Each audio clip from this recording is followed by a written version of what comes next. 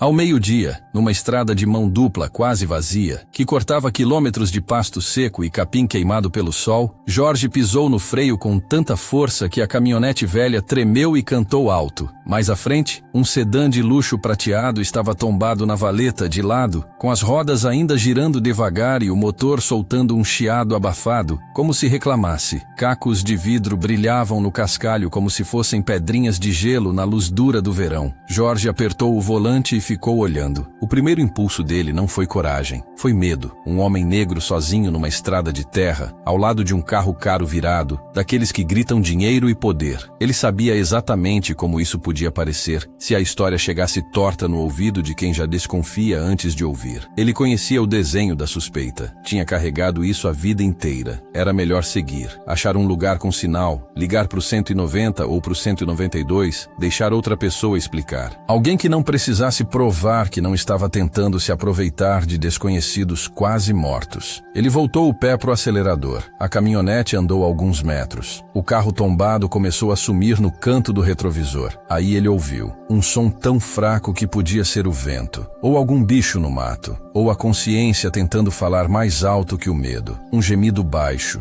quebrado, humano, escapando do metal retorcido. Jorge freou de novo. Ficou ali com o coração batendo pesado, as mãos travadas no volante, encarando a estrada vazia à frente. Nenhum carro, nenhuma casa, nenhuma testemunha. Só calor, poeira e a certeza de que, se ele fosse embora, ninguém saberia que ele tinha passado por ali. Ninguém, exceto ele. Ele pensou na mãe, que já tinha partido fazia 15 anos, mas ainda morava dentro da cabeça dele como se estivesse no banco do passageiro. A voz dela vinha clara, firme. "Quando é você que está ali na hora", ela dizia. "Isso tem peso. Você não pode fingir que não viu." Jorge fechou os olhos por um instante. Soltou o ar com força e engatou a ré. Encostou no acostamento e desceu. O ar quente bateu no rosto dele como um tapa. A brita estalou sob as botas enquanto ele andava até o carro, e cada passo parecia mais pesado que o anterior. De perto, era pior. O carro tinha capotado pelo menos uma vez, talvez duas. O para-brisa era uma teia de vidro quebrado. A frente estava amassada, metal dobrado sobre metal. O cheiro de gasolina e óleo quente era forte, misturado com aquele gosto metálico no ar, que não precisava de explicação. Ele chegou do lado do motorista. A porta estava toda torta. O vidro já não existia. Lá dentro, um senhor branco, já idoso, com a camisa social encharcada de sangue, estava preso ao volante. O peito subia e descia em respirações curtas, sofridas. O rosto estava cinza por baixo da poeira, mas os olhos estavam abertos, arregalados, brilhando de choque. "Por favor", o homem sussurrou com os lábios tremendo. "Por favor, minha esposa, salva minha esposa primeiro." Jorge olhou além dele. No banco do passageiro, uma senhora idosa estava caída contra a porta amassada. Pequena, frágil, com cabelo grisalho colado na testa. Um corte na têmpora derramava sangue, manchando o couro do banco e pingando, lento e constante no assoalho. Jorge tentou a porta do passageiro. Travada, dura como pedra. Correu para o outro lado e puxou a porta traseira com força. Abriu um pouco, depois mais um pouco. Ele forçou até conseguir espaço e entrou, se arrastando, com o vidro mordendo a palma da mão e o joelho. O carro rangeu sob o peso dele. Ele esticou o braço por cima do banco da frente e levou os dedos até o pescoço da senhora. Por um segundo que pareceu eterno, não sentiu nada. Aí, um pulso, fraco, fino, mas estava lá. "Ela tá viva", ele falou alto para o motorista ouvir. "Fica comigo, não fecha os olhos." O homem soltou um som entre choro e oração. "Graças a Deus, graças a Deus." Jorge puxou o celular. Um risquinho de sinal. Quase nada. Ligou e falou alto por cima do chiado, dizendo o nome da estrada, o marco, o limite do município, repetindo até a ligação cair. Ele não fazia ideia do quanto a atendente tinha entendido, mas sabia uma coisa. A mulher estava sangrando. E ainda não havia sirene nenhuma. Ele tirou a jaqueta, depois a camiseta, torcendo o tecido num pano grosso. Entrou mais no carro e pressionou firme na têmpora dela, segurando a cabeça com a outra mão. "Segura, dona", ele murmurou, sem saber se ela ouvia. "Socorro tá vindo, só segura mais um pouco." A respiração do motorista falhou. Qual é seu nome?" Jorge, eu sou o Augusto, Augusto Nogueira. Minha esposa chama Helena. A gente tá junto há 52 anos. É muito tempo, Jorge disse, mantendo a pressão. Os braços já tremiam. Não foi tempo suficiente, Augusto sussurrou. As lágrimas abriram caminhos limpos na poeira do rosto dele. Por favor, se tiver que escolher, salva ela primeiro. Eu espero, eu aguento. Ela é tudo. Jorge engoliu seco. Ele não era médico, não era herói. Era só um homem cansado numa caminhonete gasta que passou na hora errada, ou certa. Eu tô fazendo o que dá por ela, ele respondeu. Você só continua falando comigo, tá? Não dorme. Ele foi falando para manter Augusto acordado. Perguntou da vida, do trabalho, da família. Augusto respondia em frases quebradas no meio da dor. Pontes que tinha projetado, cidades que ajudou a ligar, um filho em São Paulo que ele via pouco demais. Eu não fui um bom pai, Augusto disse, com a voz rasgando. Sempre trabalhando, sempre longe. A Helena, ela segurou tudo. Jorge conferiu o pulso da senhora de novo. Ainda estava lá. O sangramento tinha diminuído sob o pano improvisado, mas ela precisava de muito mais do que uma camiseta ensanguentada e as mãos de um desconhecido. Os minutos esticaram. O sol castigou. O cheiro de gasolina parecia ficar mais forte. Jorge tentava não pensar em faísca, fogo, no que aconteceria se aquilo virasse uma tocha com eles ali dentro. Ele só continuou falando, apertando, respirando, esperando. 23 minutos depois da ligação, sirenes finalmente apareceram ao longe, tremendo no calor.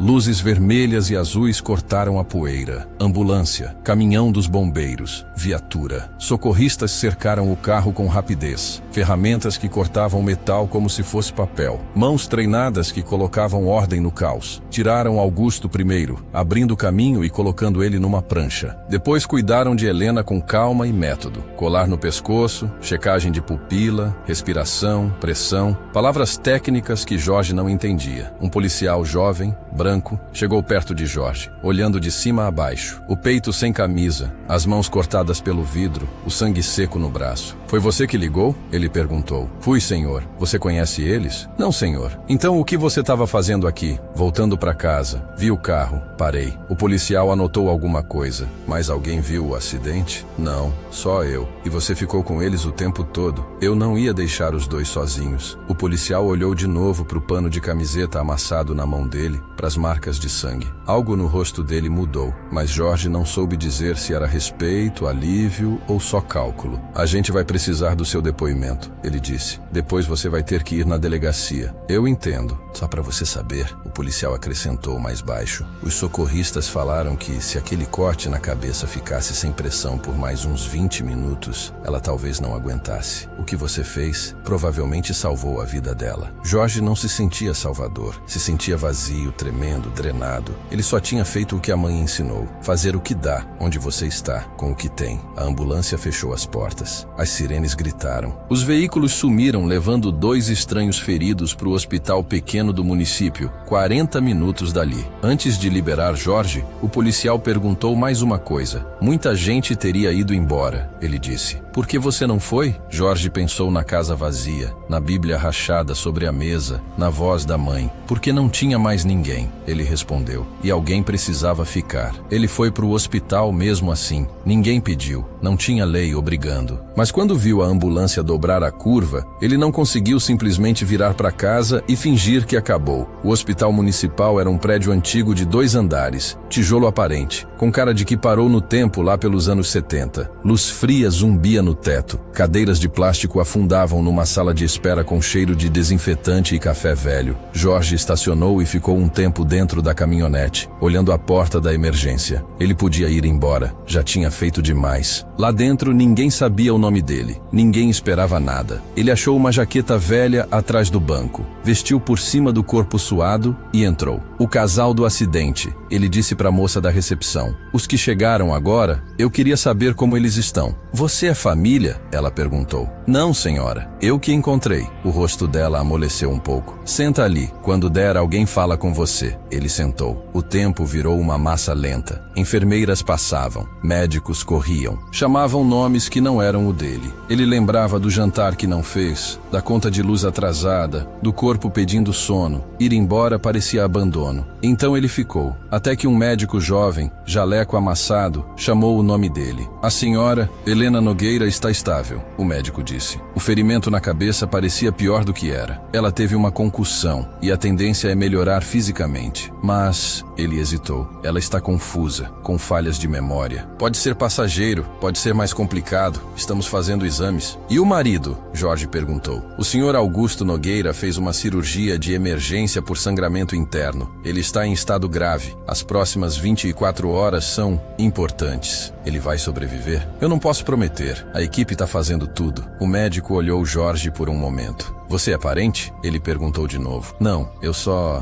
tava lá. O médico respirou fundo e assentiu. Quarto 112, ele disse por fim. No corredor, segunda porta à esquerda. Você pode ver ela há alguns minutos. Rápido, ela precisa descansar. O quarto 112 era pequeno, claro, cheio de bipes. Helena parecia menor na cama, perdida no lençol. O cabelo estava penteado, uma faixa limpa cobria os pontos. Jorge pensou que ela dormia, mas os olhos abriram e acharam o rosto dele. Oi, ela disse, a voz fraca. Eu te conheço? Eu estava na estrada, no acidente. Jorge respondeu, chegando perto. Eu ajudei a senhora. Ela piscou como se as palavras atravessassem neblina. Teve um acidente? Ela sussurrou. Na estrada do Cedro? Sim, senhora. O carro virou. A senhora está segura agora. Ela olhou o quarto como se nunca tivesse visto nada daquilo. O som do monitor deixou ela mais nervosa. A respiração acelerou. Os dedos agarrando o lençol. Onde eu tô? Cadê meu marido? Cadê o Augusto? Ele tá aqui, Jorge disse. No hospital. Estão cuidando dele. Eu quero ver ele, ela insistiu, o pânico subindo. Eu preciso ver ele. Por favor, ele ainda está sendo atendido, Jorge falou, escolhendo as palavras com cuidado. Assim que for seguro, a senhora vai ver ele. Eu prometo. As lágrimas encheram os olhos dela. Eu não entendo, ela murmurou. Tá tudo fora do lugar. Por que eu não lembro? Parece que mexeram na minha vida sem eu ver. Jorge não tinha resposta. Ele era só um estranho no quarto dela. Alguém que em outra vida ela talvez nem cumprimentasse. Mas ela estava com medo. E o quarto estava vazio além deles dois. A senhora bateu a cabeça, ele disse. Calmo. Pode ficar confuso por um tempo. Mas aqui é seguro. A senhora só precisa descansar. Eu tô sozinha, ela repetiu com a voz quebrando. Eu tô sozinha. Aquilo acertou Jorge no peito. Ele conhecia esse buraco. Casa silenciosa, sala vazia, esperando por alguém que não vem. A senhora não tá sozinha, ele se ouviu dizer. Eu tô aqui, e hoje eu não vou embora. Ela estendeu a mão, tremendo, e segurou a dele. Era fraco, mas era o aperto de quem está se agarrando para não afundar. Obrigada, ela sussurrou. Obrigada por não me deixar. Jorge ficou ao lado da cama, até ela dormir. Depois ficou mais um pouco, ouvindo os bipes, olhando as linhas subirem e descerem. Perto da meia-noite, uma enfermeira entrou e falou com jeito. Acabou o horário de visita. O senhor é família? Não. Então vai precisar sair. Ele soltou a mão de Helena devagar, sem acordar ela. Ela vai ficar aqui quanto tempo? Ele perguntou. Alguns dias, pelo menos. A enfermeira respondeu. Talvez mais. Jorge foi para casa, mas não dormiu direito. Ficou no sofá olhando o teto rachado, pensando num homem em estado grave e numa mulher acordando assustada, perguntando se estava sozinha. No outro dia, ele voltou. E no seguinte também. E no outro. Os dias se misturaram. Augusto sobreviveu à cirurgia, mas não acordava. Os médicos falavam em coma, em tempo, em incerteza. A memória de Helena acendia e apagava. Alguns minutos lúcida, depois se perdia. Toda vez que acordava, ela perguntava do marido. No quarto, cadê o Augusto? Por que ninguém fala a verdade? Explicavam, e ela esquecia. No quarto dia, Jorge estava na sala de espera quando ouviu gritos. Era a voz de Helena. Ele saiu andando rápido pelo corredor. Entrou no quarto. Ela se debatia, olhos arregalados puxando o ar. O carro! Ela ofegava. A gente tá virado. O Augusto, ele tá sangrando.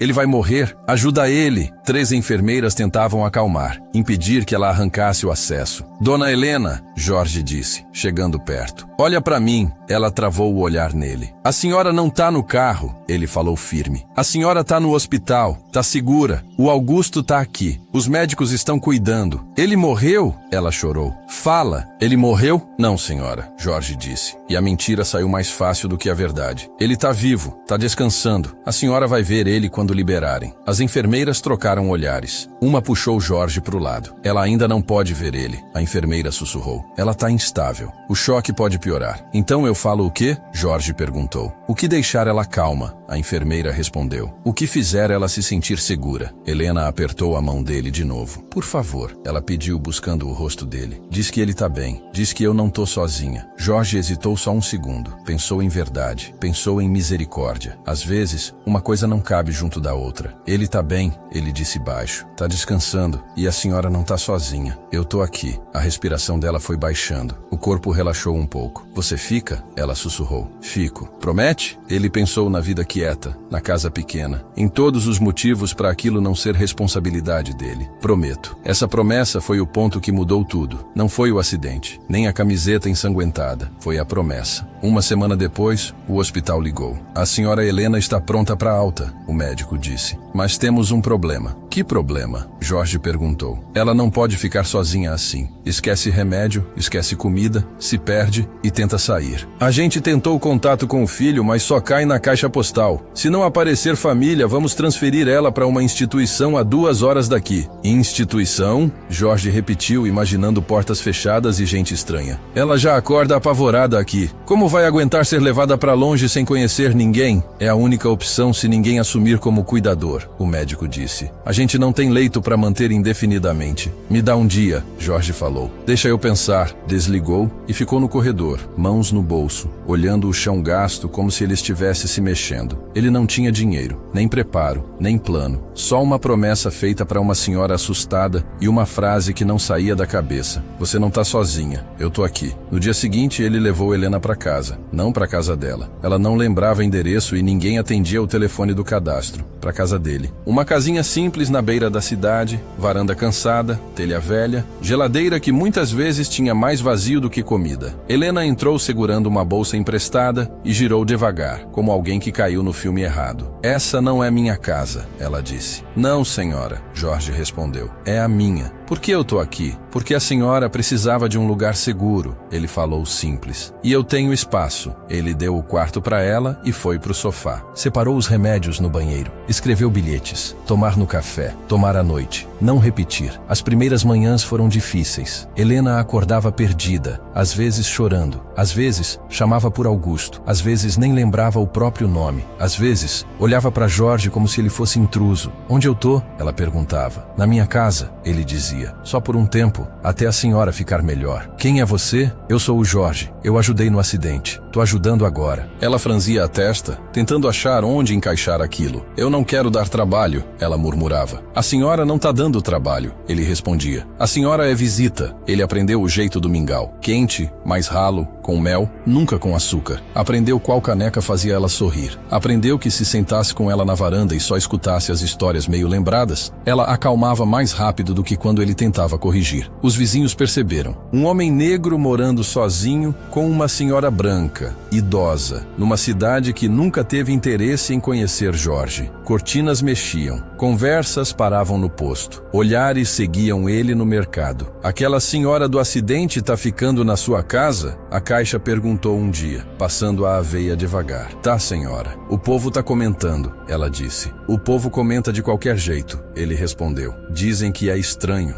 Ela insistiu, sem encarar ele. Um homem como você com uma mulher como ela. Jorge não perguntou o que significava um homem como você. Ele já tinha ouvido isso de 1000 formas. Pagou e saiu. No quarto dia, a polícia apareceu. Mesma viatura, outras perguntas. Seu Jorge, o policial mais velho falou na varanda. Recebemos umas ligações de moradores preocupados. Preocupados com o quê? Jorge perguntou, mesmo sabendo. Com a senhora idosa aqui, o mais novo disse. Precisamos confirmar se ela tá segura, se tá aqui por vontade própria e se não tem exploração financeira. Jorge sentiu o maxilar endurecer. Ela tá aqui porque o hospital não podia segurar, ele disse. O marido dela tá em coma e o filho filho não atendia. Não tem dinheiro envolvido. Eu não tenho senha, não tenho conta, não tenho nada. O senhor está recebendo alguma coisa por isso? O mais velho insistiu. Não. O senhor entende como isso parece. O mais novo falou com cuidado. Um homem sem ligação, acolhendo uma senhora confusa que tem dinheiro. Jorge olhou para os dois, cansado mais do que com raiva. Vocês querem saber por que eu fiz isso? Ele disse. Porque eu encontrei os dois morrendo na estrada. Porque iam mandar ela para longe, para uma instituição com estranhos. Porque ela acordou perguntando se estava sozinha, e eu sei como isso dói. Eu não tô pedindo para vocês entenderem. Eu tô dizendo a verdade. Os policiais se olharam. Vamos confirmar com o hospital, o mais velho disse. Procedimento. E ajudaria se a gente conseguisse falar com a família. Eu também queria isso, Jorge respondeu. Ela não é minha. Os dias seguintes pesaram. Os comentários cresceram. Gente olhando ele abastecer como se ele fosse fugir. No restaurante, as conversas baixavam quando ele entrava. A história simples. Um homem parou para ajudar. Virou outra. Pior, Helena percebeu. Por que eles olham para você assim? Ela perguntou na varanda. A mão leve no braço dele. Assim como? Como se você tivesse feito coisa errada. Jorge olhou um passarinho pousar no corrimão e ir embora. Porque eles não entendem, ele disse. E porque tem gente que não confia no que não cabe na história que já decidiu acreditar. Que história? Ela perguntou. A de que gente como eu não ajuda gente como a senhora. Ela ficou quieta, depois segurou a mão dele. Sabe o que eu acho? Ela disse. O quê?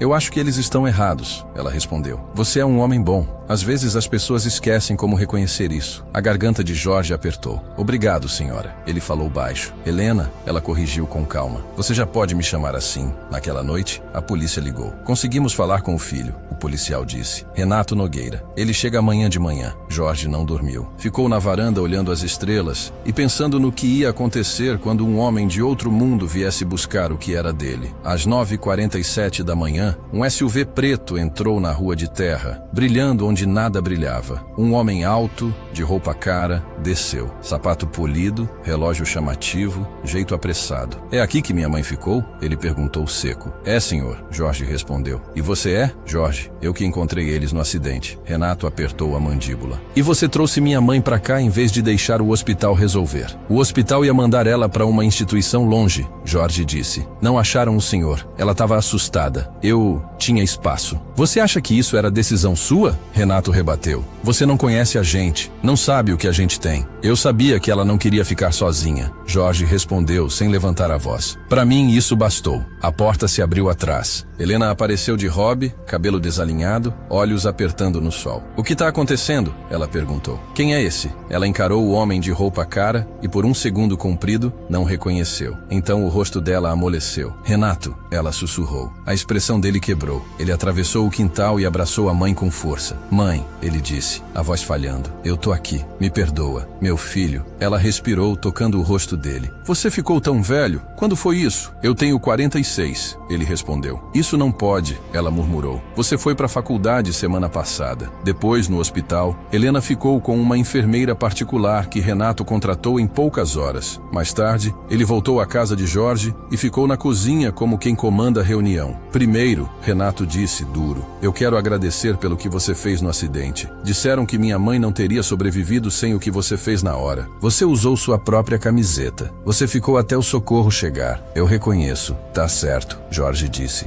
Mas eu tenho perguntas, Renato continuou. E eu quero respostas honestas. Pergunte, por que você trouxe minha mãe para sua casa? Ele exigiu. Você mal se sustenta. Não tinha nada para ganhar. Por que assumir isso? Jorge lembrou de Helena no hospital, dizendo que estava sozinha. Porque o hospital não tinha como segurar, ele respondeu. E porque ela estava com medo. E você esperava o que em troca? Renato foi direto. Você sabe quem a minha família é? O que a gente vale? Eu não sabia na hora, Jorge disse. E não me importa agora. Renato começou a falar de empresa, de patrimônio, de investimento. Jorge interrompeu, baixo e firme. Eu não tirei eles do carro por causa de dinheiro, ele disse. Eu não fiquei no hospital por causa do que eles têm. Eu fiz porque eles precisavam e não tinha mais ninguém. Só isso. Renato olhou para ele, calado. Meu pai acordou, Renato falou, mudando de tom. A primeira coisa que ele pediu foi minha mãe. A segunda foi você. Eu? Jorge repetiu sem entender. Ele lembra de você, Renato disse, e quer te ver. Agora. No quarto, o cheiro de desinfetante parecia misturado com esperança. Augusto estava apoiado em travesseiros, ainda com fios e tubos, mas os olhos tinham vida. Helena estava ao lado dele, segurando a mão do marido com as duas dela, chorando quieto. Quando Jorge entrou, Augusto focou nele. Você, ele falou rouco. Chega aqui, meu filho. Jorge se aproximou. Eu lembro de tudo, Augusto disse. Da valeta, do medo, de achar que acabou. E você ali, você segurando a cabeça da minha esposa, você me mantendo acordado, você ficando. Eu só passei na hora. Jorge tentou. Não fala assim, Augusto respondeu. Não diminui o que você fez. Ele apertou a mão de Jorge com força. Me disseram que você recusou dinheiro, Augusto falou. É verdade? É. Por quê? Porque eu não ajudei por dinheiro, Jorge respondeu. Eu ajudei porque precisava. Augusto respirou fundo, emocionado. Você fez mais pela minha família numa tarde do que eu fiz em anos, ele disse. Eu construí pontes de verdade, mas eu não construí uma ponte para o meu filho. Você fez isso enquanto eu estava apagado. Ele olhou para Renato, que parecia menor dentro da própria roupa. Vem aqui, Renato, Augusto chamou. Renato se aproximou. Eu errei, Augusto disse. Eu errei com trabalho, com prioridade, com orgulho. No carro eu vi que nada disso vale se eu perder vocês. Ele olhou de Renato para Jorge. Esse homem, ele disse apontando para Jorge, não tem status, não tem dinheiro, mas ele apareceu, ele ficou. Ele levou sua mãe para casa quando eu não pude e quando você não estava. Isso é o que importa. Helena apertou a mão de Jorge. Eu não lembro de tudo, ela disse, surpreendentemente lúcida, mas eu lembro que me senti segura com você. Você é um homem bom. Jorge só assentiu, sem achar palavra. Nos dias seguintes, Augusto melhorou. Helena continuou frágil, mas menos perdida com o marido acordado. Renato ficou na cidade, indo e voltando do hospital, mas com um jeito menos duro. Uma noite, ele bateu na porta de Jorge sozinho. Sentaram na varanda, com o céu ficando laranja. Meu pai disse que passou a vida garantindo que as coisas não caíssem, Renato falou. E disse que você segurou nossa família quando ele não conseguiu. Ele me dá crédito demais, Jorge respondeu. Ele não dá o suficiente, Renato disse. Eu passei 3 anos longe por orgulho. Enquanto isso, você dormia no sofá para minha mãe ter uma cama. Ele tirou um envelope grosso do bolso e colocou no corrimão. Isso não é pagamento, ele disse. Nem caridade. É um fundo que meu pai fez questão. O suficiente para arrumar essa casa, comprar um carro decente, talvez estudar ou abrir algo. Você merece oportunidade. Eu não quero ser comprado, Jorge respondeu. Você não pode ser, Renato disse. Você já provou. Isso é só a gente dizendo que você importa. Jorge não tocou no envelope naquela noite. Ele ficou ali, pesado, cheio de possibilidades. Quando os Nogueira foram embora, Helena abraçou Jorge com força. Obrigada por não me deixar sozinha, ela sussurrou. A senhora nunca esteve sozinha, ele respondeu. Não de verdade. Vai visitar a gente em São Paulo, Augusto insistiu. Tem um quarto esperando. Jorge viu o carro sumir, poeira subindo. A casa ficou mais barulhenta sem eles. Cada rangido parecia maior. O pote de aveia na bancada parecia uma pergunta. Ele achou que era o fim. 3 dias depois, Renato voltou. Sem terno, só jeans, camiseta e um rosto de filho tentando acertar. Eu entendi uma coisa, ele disse na varanda. Dinheiro conserta telhado, não conserta o jeito que as pessoas olham para você. Jorge ficou em silêncio. Eu não mudo todo mundo, Renato continuou. Mas eu posso mudar uma história. Posso garantir que o seu nome seja lembrado pelo que você fez, não pelo que imaginaram. E fez. Teve coletiva no hospital, matéria no jornal local, depois em sites. Renato contou tudo do jeito certo. Um homem que parou quando ninguém parou, recusou dinheiro e abriu a casa. Repórteres quiseram câmera no rosto de Jorge. Ele recusou, educado. Ele não queria fama, queria poder comprar pão sem ser seguido por desconfiança. Funcionou. Não perfeito, não mágico, mas o suficiente. A mesma caixa do mercado um dia olhou nos olhos dele. Eu vi a reportagem, ela disse sem graça. Desculpa pelo antes. Tá tudo bem, Jorge respondeu. Não tá, ela disse. Mas eu tô feliz que agora a gente sabe melhor. 6 meses depois, a casa não virou outra casa. Virou a casa dele, só que cuidada. Tinta nova, varanda firme, telhado que não pingava, uma caminhonete usada, confiável, geladeira cheia, contas pagas sem carimbo vermelho. Ele usou parte do dinheiro, não tudo. O resto ficou guardado, rendendo quieto, como promessa que ele ainda aprendia a aceitar. Ele já tinha ido 2 vezes visitar os Nogueira. A cidade grande assustava, mas a casa deles tinha um calor estranho, familiar. Helena ainda esquecia em alguns dias, mas nos dias bons contava histórias com nomes e rostos. Os netos chamavam ele de Tio Jorge, com uma naturalidade que ainda deixava ele sem sem jeito. Numa manhã clara, ele estava na varanda, numa cadeira de balanço bonita que tinha chegado com um bilhete escrito à mão. Pra varanda onde eu aprendi que não estava sozinha. Com carinho, Helena. Ele balançava devagar, café esfriando na mão, olhando a estrada. Às vezes, ele pegava o caminho da estrada do Cedro de propósito, só para lembrar como uma vida vira num segundo. Uma escolha, frear em vez de acelerar. Um carro passou e o motorista acenou. Jorge acenou de volta. 6 meses antes, talvez tivesse desviado o olhar. Agora da história sobre ele era outra. Não o suspeito, não o homem que você precisa vigiar. Agora era o homem que parou. O que ficou? O vizinho que fez o que todo mundo diz que faria, mas quase ninguém faz. E histórias assim não acabam. Elas se espalham. Em algum lugar, alguém que ouviu o que aconteceu naquela estrada vai ver um carro quebrado, ou um vizinho precisando, ou um parente que ficou tempo demais sem ouvir uma ligação. E vai lembrar que um homem sem nada a ganhar e com tudo a perder, escolheu ficar. E talvez, só talvez, essa pessoa também pare.